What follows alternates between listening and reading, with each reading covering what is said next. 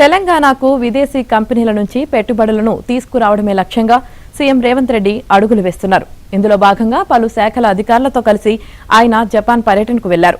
నేటి నుంచి 22 వరకు ఈ బృందం జపాన్లో పర్యటించి 23న ఉదయం రాష్ట్రానికి రానుంది.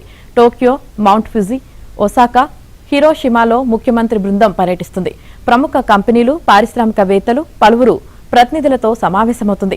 తెలంగాణలో పెట్టుబడులు పెట్టడం, పారిశ్రామిక సాంకేతిక సహకారంపై జపాన్ కంపెనీలతో సీఎం బృందం చర్చలు జరుపుతుంది.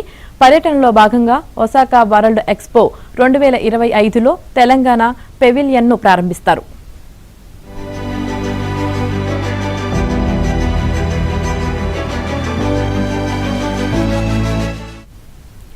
జపాన్ వెళ్లేందుకు నిన్న సాయంత్రమే సీఎం బెంగళూరుకు వెళ్లారు.